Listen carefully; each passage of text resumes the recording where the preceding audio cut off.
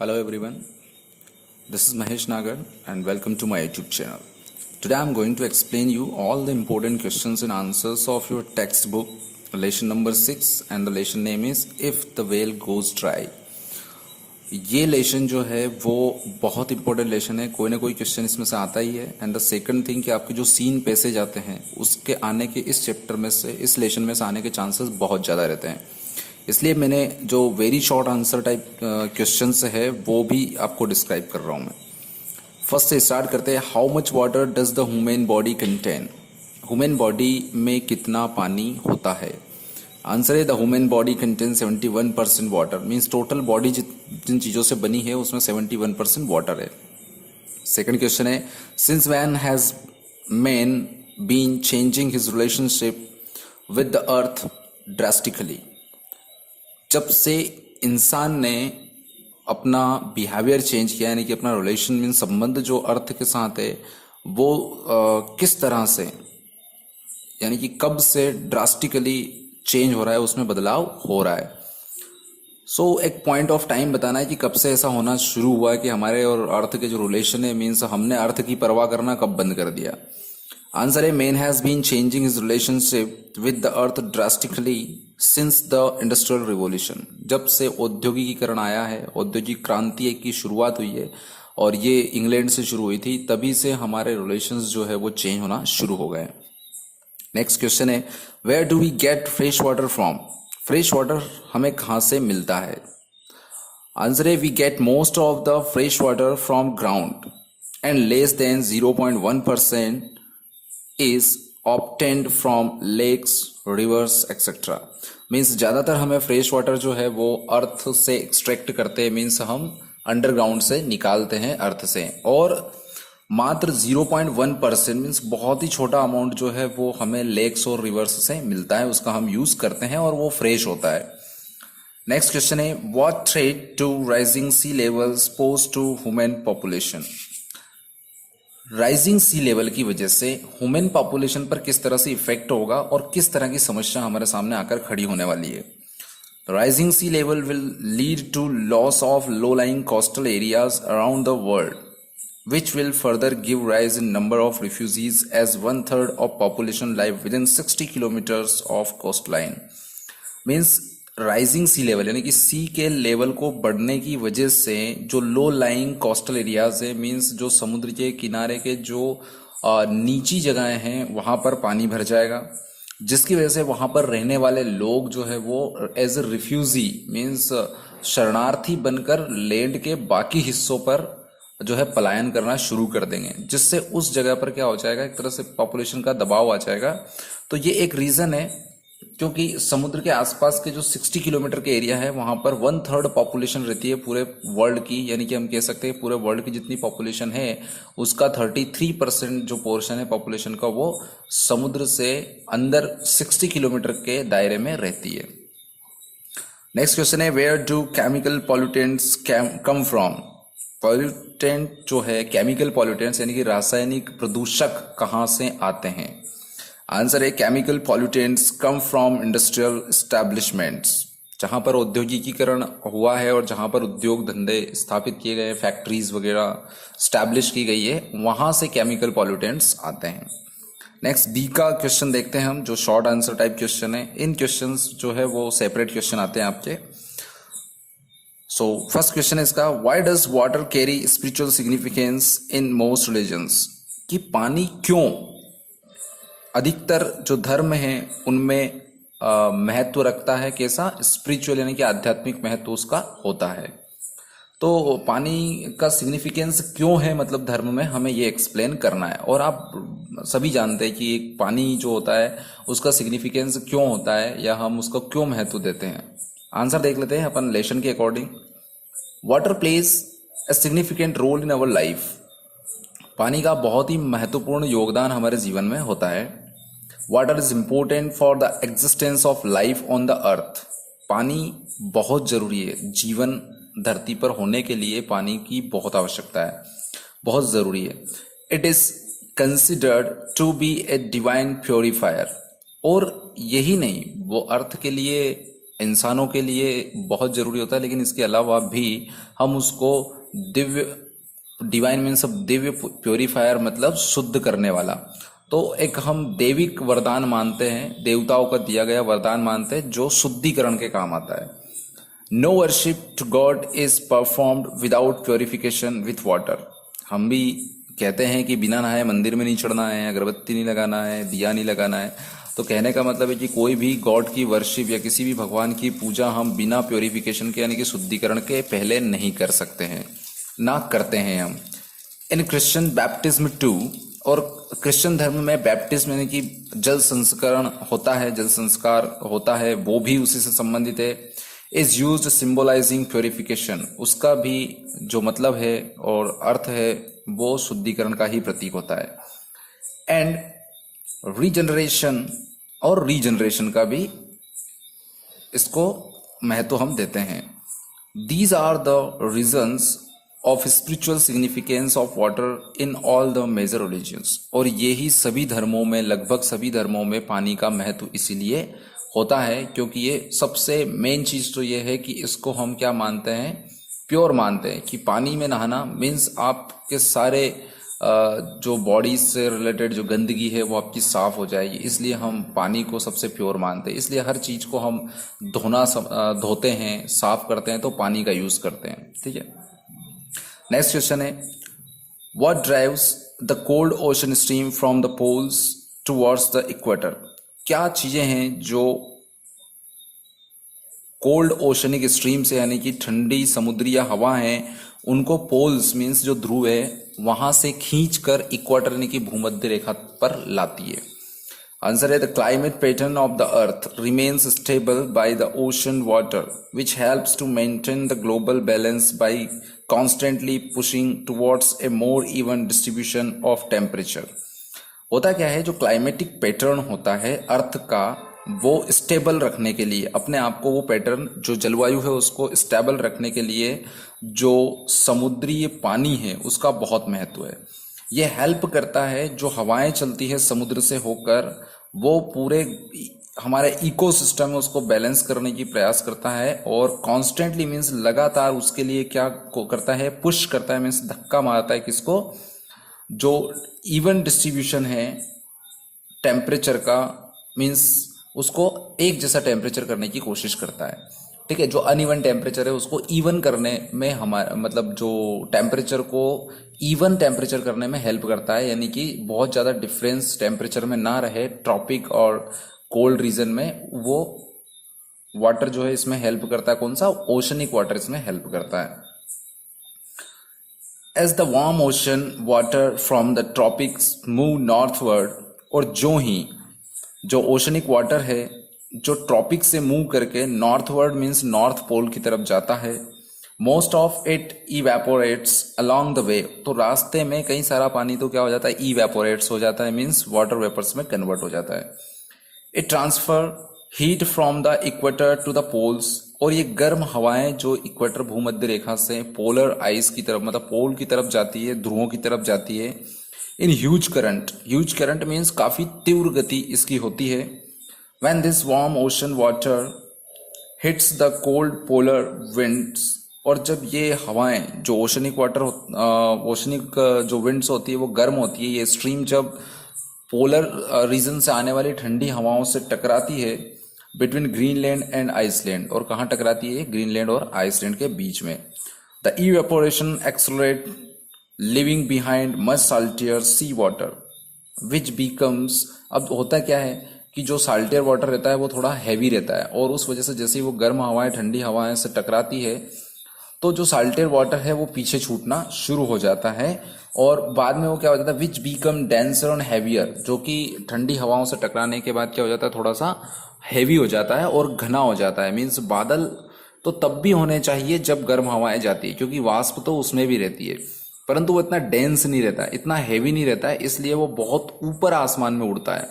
और जब ये ठंडी हवाओं से टकराता है तो जो गर्म हवाएं जिनमें वाटर वेपर्स है वो थोड़े डेंस हो जाते हैं, वो थोड़े हैवी हो जाते हैं, इसलिए वो धरती की तरफ थोड़े नीचे आ जाते हैं, और डेंस होने के कारण वो हमें बादलों के रूप में दिखते हैं।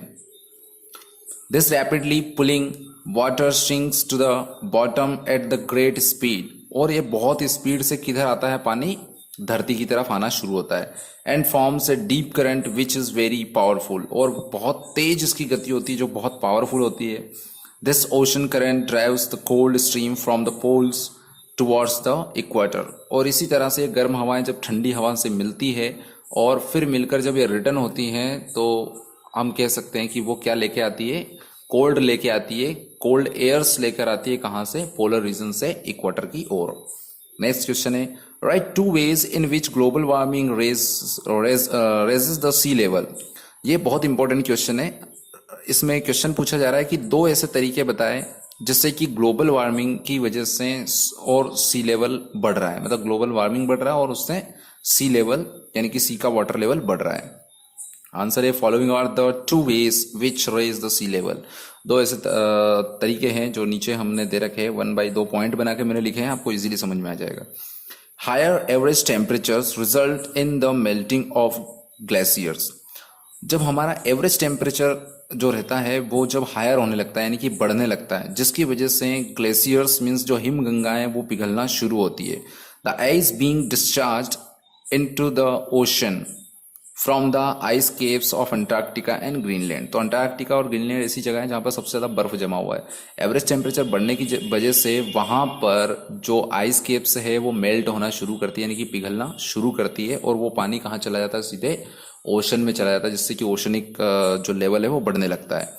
इन some coastal cities like Miami the fresh water aquifer on which it relies for its drinking water actually floats on salt water.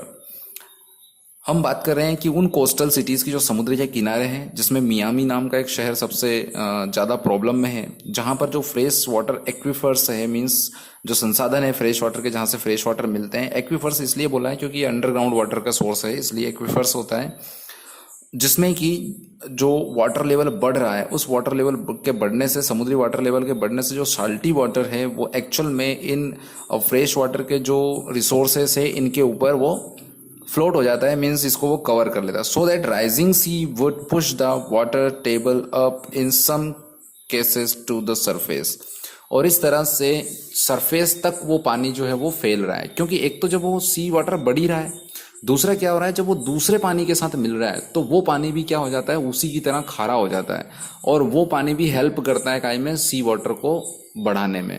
तो डेफिनेटली वो सी लेवल को और इंक्रीज कर रहा है। तो इस तरह से दो तरीके हैं जिससे कि जो सी लेवल राइज हो रहा है। नेक्स्ट क्वेश्चन है, what causes the average hurricanes to be more powerful, how. क्या कारण है जिससे कि जो एवरेज हरिकेन्स मतलब औसत जो तूफान आते हैं वो ज़्यादा तेज हो रहे हैं, और कैसे हो रहे हैं। आंसर है warming oceans not only disturbs the climate pattern of the earth, but they are also responsible for the arrival of powerful hurricanes from the sea to the land। जो ओशन गर्म होता है, मीन्स टेम्परेचर, एवरेज टेम्परेचर बढ़ता है, जिससे oceanic water जो है वो गर्म होता है, जिससे ना केवल क्लाइमेट पैटर्न बदलता है अर्थ का, बल्कि इसके अलावा ये सी का जो वार्मिंग है, मीन्स जो पानी का गर्म होना है, इसकी वजह से जो एवरेज हरिकेन्स है यानी कि तूफान आने की जो संभावना रहती है वो भी बढ़ जाती है। और ये एवरेज हरिकेन्स जो है, औसत तूफान, ये और ज़्यादा पावरफुल तरीके से आते हैं, मीन्स और ज़्यादा भयानक बड़े आते हैं, और सी से ये लैंड तक, अंदर तक पहुंच जाते हैं। Warming oceans are likely to cause the average hurricanes to be more powerful. अब ये क्यों होता है, मीन्स जो वार्मिंग ओशन है वो एवरेज हरिकेन्स का कारण तो होता है और उनको पावरफुल बनाने का भी कारण होता है, क्योंकि the depth and warmth of the oceans top layer is the single important factor in determining the speed of A hurricanes wind. तो जो हरिकेन्स की विंड्स है, मीन्स जो हवाएं कितनी तेज चलेगी, इसका जो सबसे मोस्ट इम्पोर्टेंट फैक्टर है जो उसको डिटरमाइन करता है यानी कि निर्धारित करता है कि तूफान की हवाएं कितनी तेज होगी और कितनी कम होगी, तो वो डिपेंड करता है कि जो अपर लेयर है वाटर की ओशन में वो कितनी गहराई तक, कितनी डेप्थ तक वो गर्म है। अगर वो बहुत डीप होगी तो डिफरेंट मतलब डेफिनेटली जो हरिकेन्स की विंड्स है की जो पावर होगी वो बहुत ज़्यादा होगी। अगर वो स्वेलो होगी मीन्स बहुत हल्की होगी या बहुत ज़्यादा डेप्थ में गर्म नहीं होगा, पानी ऊपर ऊपर का गर्म होगा, तो उसमें जो तूफान आएंगे वो थोड़े हल्के होंगे। तो इस तरह से जो एवरेज जो रिजल्ट निकल के आता है तूफान का, वो उस टेम्परेचर पर और ओशन की जो अपर मोस्ट लेयर है, मतलब पानी की जो ऊपर की लेवल, वो कितनी डेप्थ तक गर्म है इस पर डिपेंड करता है। As the top layer of the ocean is warming because of higher average temperatures, क्योंकि जो टॉप लेयर है वाटर की, ओशन की, वो काहे से गर्म हो रही है, एवरेज टेम्परेचर बढ़ने की वजह से। More powerful hurricanes are striking the coastal areas causing great damage, और उसकी वजह से जो कोस्टल एरियाज है वहां पे बड़े बड़े तूफान आके टकराएंगे, और उसकी वजह से क्या होगा कि बहुत हानि होगी, बहुत बड़ा डैमेज भी होगा। नेक्स्ट क्वेश्चन है, how do the forest produce rain clouds. ये भी बहुत इंपॉर्टेंट क्वेश्चन है कि जो फॉरेस्ट होते हैं वो किस तरह से रेन क्लाउड्स को प्रोड्यूस करते हैं, यानी कि बनाते हैं। तो आंसर है, it is well known fact that forest play a significant role in bringing rain to the earth. धरती पर पानी लाने के लिए, बरसात लाने के लिए, ये माना जाता है, बहुत अच्छे से हम जानते हैं कि वो फॉरेस्ट का बहुत ही महत्वपूर्ण योगदान रहता है। There is a symbiosis between forest and rain clouds. यहाँ पर एक बहुत अच्छा रिलेशन है, किसके बीच में, फॉरेस्ट और जो रेन क्लाउड्स हैं उनके बीच में बहुत अच्छा रिलेशन है, और उस रिलेशन की वजह से ये होता है।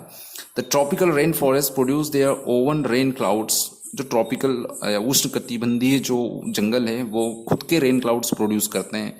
बिकॉज, क्यों करते हैं, कैसे करते हैं, ऑफ किसकी वजह से करते हैं, इवेपोट्रांसपिरेशन। इवेपोट्रांसपिरेशन की जो प्रोसेस होती है उसके थ्रू ये प्रोड्यूस करते हैं। इवेपोट्रांसपिरेशन क्या होता है ये मैं आपको बता देता हूँ कि अगर आप किसी जंगल में जाते हो, गर्मी के दिनों में आपने देखा होगा कई बार जो पत्तियां रहती है, बड़ी पत्तियां, उनके ऊपर पानी की कुछ बूंदें आ जाती है, जबकि आपको आसमान में कोई बादल नहीं दिखता है, ठीक है, और ना ही उस जंगल में किसी ने पानी डाला है लाके, तब भी उन पत्तियों पे छोटी छोटी बूंदें आ जाती है। तो वो जो प्रोसेस होती है उसको क्या बोलते हैं हम, इवेपोट्रांसपिरेशन बोलते हैं। ठीक, उसकी वजह से वो अपने बादल प्रोड्यूस करता है। After an immediate rainfall on A rain forest, और इस वर्षा वाले जो वन है इनमें जब बरसात हो जाती है तो उस बरसात के तुरंत बाद अगर हम देखेंगे तो a fine mist begins to float back into the sky, और आसमान में एक धुंध जैसा, धुआं धुआं जैसा हमें उड़ता हुआ नजर आता है कि जो धरती से आसमान में वापस जाता रहता है। जो क्या करता है, which increases the humidity in the air, और एयर में ह्यूमिडिटी मतलब आर्द्रता बढ़ा देता है, एंड काउजेज मोर रेनफॉल, और उसकी वजह से और बरसात होना शुरू हो जाती है। In this way it continues to rain for a long duration in a rain forest, और इस तरह से जो वर्षा वाले वन होते हैं उनमें लंबे समय तक बरसात होती रहती है। नेक्स्ट क्वेश्चन है, how do the forest attract rain. Forest rain को अट्रैक्ट कैसे करते हैं। हम थर्ड फोर्थ क्लास से सुनते आ रहे हैं कि forest are the rain bear, तो कैसे करते हैं इसको हम जान लेते हैं। Forest not only produce rain clouds but also attract them in a specific manner. एक स्पेसिफिक मैनर में मीन्स एक अलग तरीके से वो अट्रैक्ट भी करते हैं, ना केवल वो वर्षा के जो बादल है उनको बनाते हैं बल्कि उनको अपनी तरफ अट्रैक्ट भी करते हैं। The forest produce gases called terpenes and small amount of a compound called dimethyl sulphide. तो जो फॉरेस्ट होते हैं वो एक गैस प्रोड्यूस करते हैं जिसको टर्पेन्स बोलते हैं, और इसके जो पार्टिकल्स होते हैं, जो थोड़े अमाउंट में कुछ पार्टिकल्स और कंपाउंड जो बनते हैं डाइमेथाइल सल्फाइड के जो कंपाउंड्स होते हैं, ये कंपाउंड जो है वो रेन क्लाउड्स को अट्रैक्ट करने में हेल्प करते हैं। जिससे क्या होता है, it floats into the atmosphere as a gas, और ये जो डाइमेथाइल सल्फाइड है ये क्या होता है, गैस के फॉर्म में एटमॉस्फेयर में मिक्स हो जाती है, अंडरगो ऑक्सीडेशन, और उससे ऑक्सीकरण की प्रोसेस होना शुरू होता है, and are transformed into aerosols of sulphate particles, और सल्फेट पार्टिकल्स के दाने जैसे इसके बन जाते हैं, अराउंड विच, और जिसके आसपास क्या होता है, the droplets of rain forms. Droplets of rain means पानी की कुछ बूंदें इसके आसपास जम जाती है। In this way the forest attract the rain cloud, और इस तरह से फॉरेस्ट जो है वो रेन क्लाउड को, यानी कि वर्षा के जो बादल है उनको अपनी तरफ अट्रैक्ट करते हैं। नेक्स्ट क्वेश्चन है, describe the effects of chemical pollutants on Mankind. जो पॉल्यूशन वाले पॉल्यूटेंट्स होते हैं उनका ह्यूमन बॉडी पर या ह्यूमन की लाइफ पर क्या इफेक्ट पड़ता है, हमें ये डिस्क्राइब करना है। Chemical pollutants are the threat to human life. Chemical pollutants जो है वो ह्यूमन लाइफ के लिए बहुत बड़ा थ्रेट है, मीन्स खतरा है। They cause severe contamination of water, ये वाटर के साथ क्या हो जाते हैं, मिल जाते हैं और उनको कंटेमिनेट्स मीन्स प्रदूषित कर देते हैं। दे पॉल्यूट एटमॉस्फेयर, ये एटमॉस्फेयर को भी पॉल्यूट करते हैं। आफ्टर द इंडस्ट्रियल रिवोल्यूशन, यानी कि इंडस्ट्रियल रिवोल्यूशन के बाद से the fresh water sources have been contaminated, जो फ्रेश वाटर के जो सोर्सेज थे, यानी कि ताज़ा जो फ्रेश वाटर हमें मिलता है, वो सारे रिसोर्सेज कंटेमिनेटेड मीन्स प्रदूषित हो चुके हैं ऑन अ लार्ज स्केल, बड़े पैमाने पर, because the industries dump their waste and untreated sewage directly into the fresh water resources. क्योंकि जो इंडस्ट्रीज़ है वो इंडस्ट्रीज़ अपने डंप जो है मीन्स जो व्यर्थ की चीज़ें हैं, सड़ी गली नहीं पाती है ऐसी चीज़ें जो है, जो वेस्टेज है, इंडस्ट्रियल वेस्टेज, वो डायरेक्टली फ्रेश वाटर के सोर्सेज जैसे नदियों तालाबों में फेंक देते हैं, छोड़ देते हैं। एज ए रिजल्ट, जिसके परिणाम स्वरूप our body gets badly affected, जिसकी वजह से हमारा शरीर बहुत बुरी तरीके से प्रभावित होता है। क्यों होता है? क्योंकि हम वही पानी पीते हैं, इसलिए। सेवरल डिसीज, कुछ बीमारियां हैं लाइक कॉलेरा, टाइफाइड, है ना, dysentery and diarrhoea that arise from both viral and bacteriological sources are caused by these pollutants. और इस तरह से जो है क्या होता है कि ये कई सारी बीमारियां इन पॉल्यूटेंट्स की वजह से हमारे शरीर में प्रवेश कर जाती है। What should we do to solve the problem of fresh water? हमें फ्रेश वाटर की प्रॉब्लम को सॉल्व करने के लिए क्या करना चाहिए, मीन्स क्या स्टेप हमें उठाना चाहिए। We need to understand the complex balance of the ecosystem, हमें जो हमारा इकोसिस्टम है उसका जो कॉम्प्लेक्स जो बैलेंस है वो किस तरह से मेंटेन करना है, इसको हमें समझने की ज़रूरत है फिलहाल। We should realize that rains brings us trees and flowers, but the drought brings gaping cracks in the world.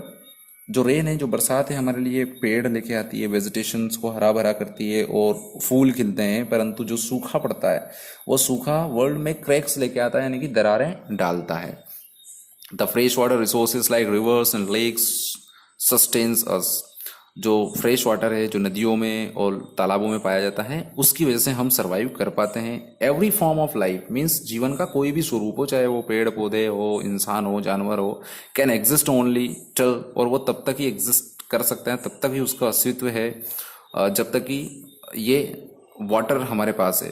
These lakes and rivers the veins of the earth and in to our own, जब तक कि पानी हमारी और धरती दोनों की रगों में बहेगा, यानी कि जब तक हमारे बॉडी में पानी रहेगा तब तक ही हम जिंदा रह पाएंगे। So we must make sure that they should flow out as they come. तो हमें क्या श्योर कर लेना चाहिए कि जिस तरह से ये फ्रेश वाटर हमारे पास आता है उसी तरह से ये बह के चला जाए, यानी कि हमारे पास से ये निकल जाए, हम इसको पॉल्यूट ना करें। वी शुड नॉट एक्सप्लॉइट, हमें इसको एक्सप्लॉइट नहीं करना चाहिए। क्या? The nature without thinking for the future, भविष्य को सोचे बिना हमें प्रकृति का शोषण नहीं करना चाहिए।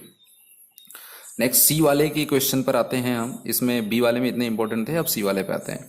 Right the chemical composition of the human body, human body का जो केमिकल कंपोजिशन है, किस तरह से ह्यूमन बॉडी बनी है, उन एलिमेंट्स को डिस्क्राइब करिए।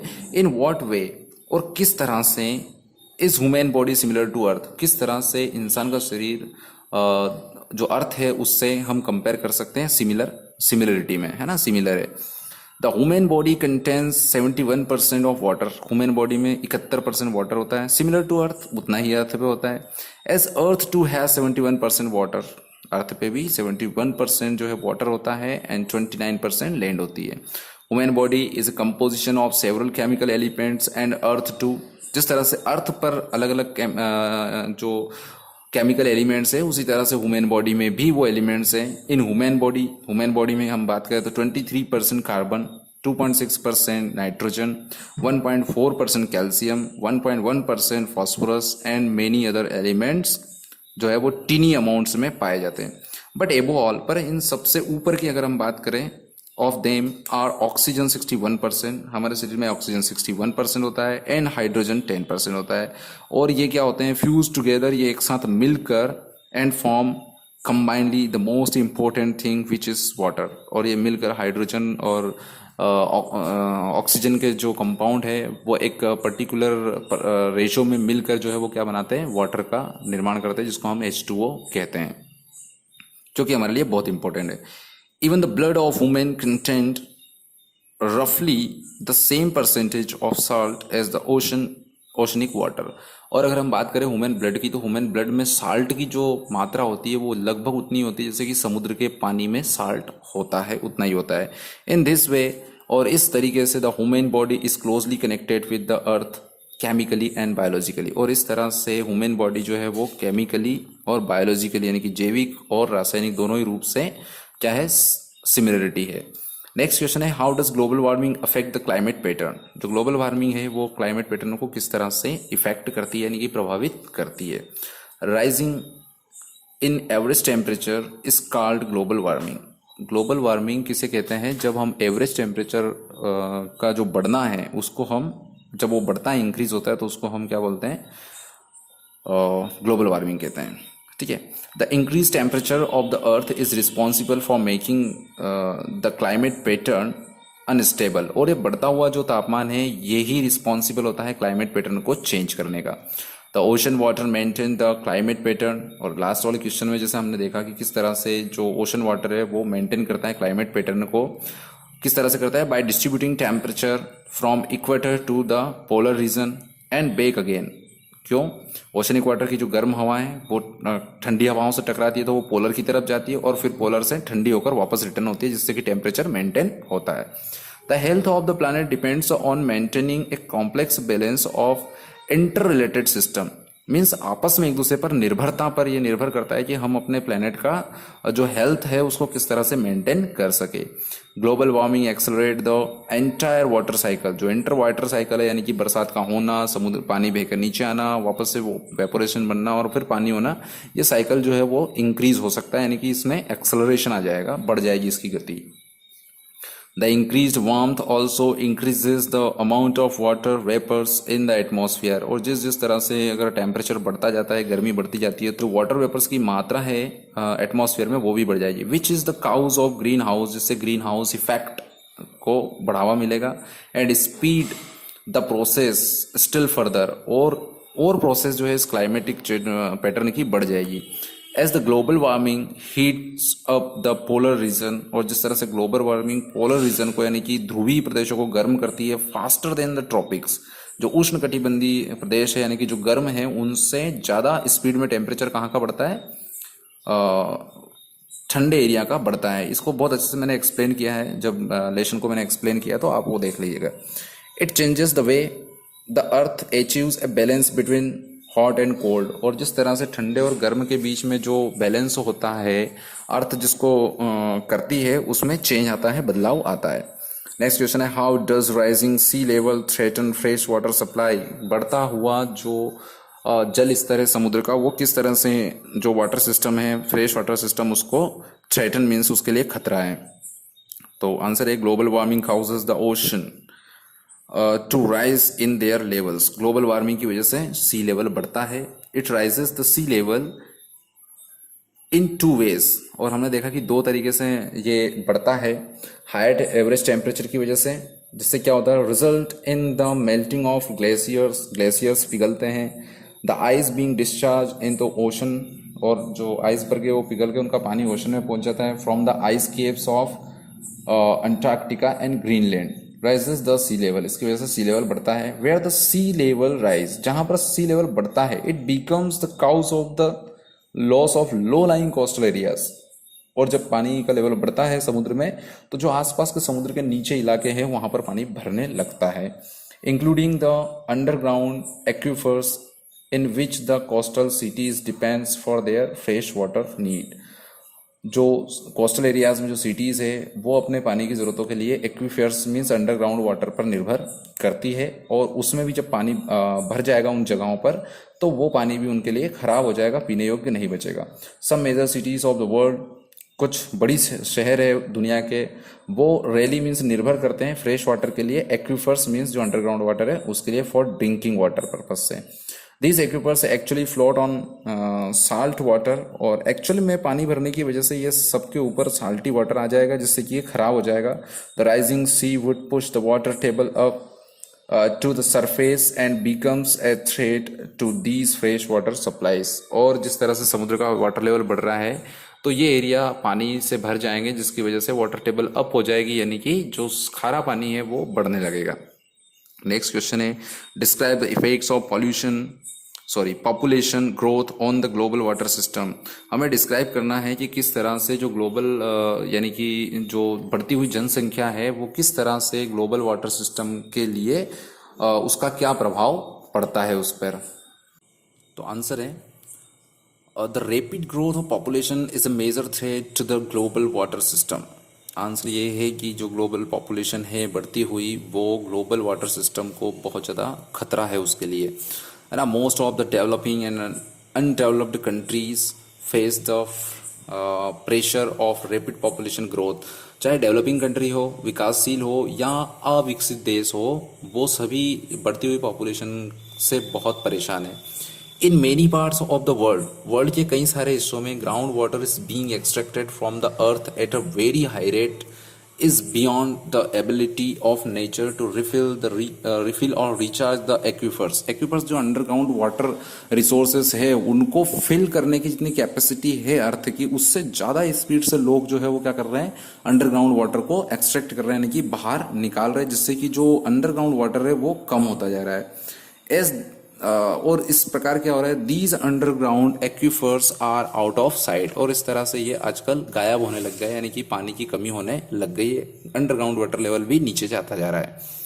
We keep extracting water from dam without any precautions, means बिना किसी सोचे समझे हम उनसे क्या कर रहे हैं, पानी निकाले जा रहे हैं, and thought for the future, और बिना भविष्य की परवाह किए हुए।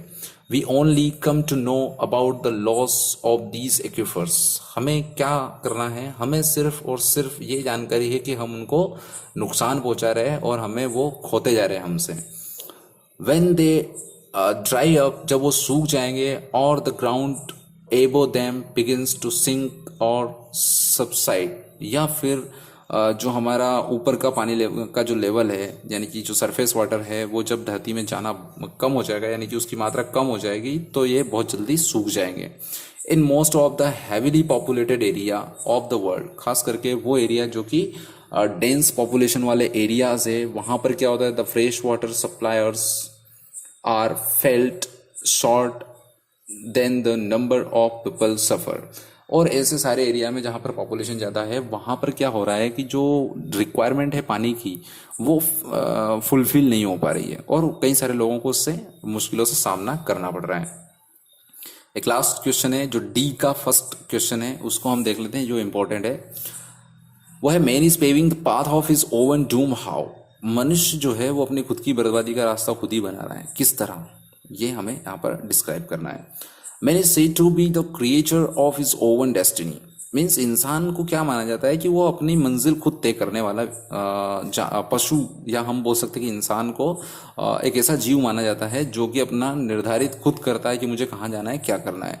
He is the most sensible creature, ये बहुत ही सेंसिबल क्रिएचर होता है ना, जीव है। हु टेक्स एवरीथिंग लॉजिकली, जो हर एक चीज को तर्कपूर्ण ढंग से सोचता है, एंड वाइजली और बुद्धिमानी से निर्णय लेता है। द अदर सेज, जो हमारा राइटर है वो कहता है कि main very well know the significance of water, मनुष्य को बहुत अच्छे से पता है कि पानी का क्या महत्व है, फॉर हिज एग्जिस्टेंस, उसके अस्तित्व के लिए। No form of life on the earth including human beings can exist without water, पानी के बिना धरती पर इंसान के साथ साथ कोई भी जीवन संभव नहीं है। हार्डली, मुश्किल से 0.01% of total water available on the earth is drinkable, मुश्किल से अर्थ पर जो टोटल पानी अवेलेबल है उसमें 0.01% वाटर जो है वो ड्रिंकेबल है, मीन्स पीने योग्य है। This water is distributed very unevenly on the अर्थ, और ये पानी भी बहुत अनइवन है, मतलब कहीं पे ज्यादा है कहीं पे कम है। The population of the earth is also distributed on the same pattern, और जिस तरह से पानी का डिस्ट्रीब्यूशन है उसी तरह से वहां पर पॉपुलेशन का भी डिस्ट्रीब्यूशन है, अलग अलग जगहों पर अलग अलग पॉपुलेशन है। क्यों है? Because man settled those places only where fresh water was available, क्योंकि मनुष्य वहीं वहीं सेटल हुआ है, केवल वहां वहां अपने घर बनाया, उसने वहां रहना शुरू किया जहां पर उसको फ्रेश वाटर अवेलेबल था। The interrelated system of the earth always maintain the complex balance of the ecosystem which continued to supply fresh water on the earth. तो जो इंटर रिलेटेड सिस्टम है, यानी कि बरसात का होना, इवेपोरेशन बढ़ना, टेम्परेचर होना, ये सारी चीज़ें क्या होती है, इनसे कॉम्प्लेक्स बैलेंस मेंटेन होता है जिससे कि हमारा इकोसिस्टम जो है अपने आप को कंटिन्यू करता है और आपको फ्रेश वाटर सप्लाई अवेलेबल करवाता रहता है अर्थ पर। बट आफ्टर इंडस्ट्रियल रिवोल्यूशन, परंतु औद्योगिक क्रांति के बाद, a dramatic change in our relation to earth has means हमारे क्या हुआ कि जब से इंडस्ट्रियल रिवोल्यूशन आया है, औद्योगिक क्रांति, तो हम प्रोग्रेस करने के चक्कर में हमारा रिलेशन जो था अर्थ से वो बहुत ज़्यादा चेंज हो चुका हैज़ कॉस्ट, और उसकी कीमत हमें क्या भुगतना पड़ रही है, considerable damage to the global water system, जिससे कि जो ग्लोबल वाटर सिस्टम है उसको बहुत बड़ा नुकसान हुआ है। We have exploited the nature in many ways, हम कई तरीकों से नेचर को एक्सप्लॉइट कर रहे हैं, उसका शोषण कर रहे हैं, फॉर आवर कमर्शियल बेनिफिट्स, हमारे व्यावसायिक फायदे के लिए, without thinking for the future, भविष्य की परवाह किए बिना हम ऐसा कर रहे हैं। A zeal to material gain means धन की प्राप्ति के लिए, has proved to be a total damage to the environment, और ये जो धन की लालसा है ये पूरी तरह से क्या साबित हो रही है कि हम एनवायरनमेंट को इससे नुकसान पहुंचा रहे हैं। We have cut down forest without thinking, हम बिना सोचे समझे हमने फॉरेस्ट को काट दिए। What they are so vital for the health of our planet, बिना ये सोचे कि वो कितना वाइटल मतलब महत्वपूर्ण रोल प्ले करते हैं हमारे प्लानट के, यानी कि हमारे जो ग्रह है, धरती है, उसके लिए, अर्थ के लिए कितने इंपॉर्टेंट है। वी प्रोड्यूस पॉइजनस गैसेस, हम इंडस्ट्रीज के माध्यम से बहुत सारी हानिकारक जहरीली गैसें को प्रोड्यूस करते हैं। And toxic substances which pollute water and soil, जो कि ना केवल वाटर को बल्कि सॉइल को भी प्रदूषित करते हैं। The human being is running of a blind race, इंसान जो एक अंधी दौड़ रहा है, ऑफ मटेरियलिज्म मीन्स धन कमाने के लिए, विच हैज नो एंड, जिसका कोई अंत नहीं है। So it has right even said, तो यहाँ पर हम ये बिल्कुल सही तरीके से कह सकते हैं, बिल्कुल सही होगी ये बात कहना, दैट कि मैन जो है वो क्या होगा, man is paving the path of his oven Doom, अपनी बर्बादी का खुद ही रास्ता बना रहा है इंसान, हम ये बिल्कुल कह सकते हैं। होप ये क्वेश्चन आंसर आपको अच्छे से समझ में आ गए, वीडियो भी काफ़ी बड़ा हो गया है।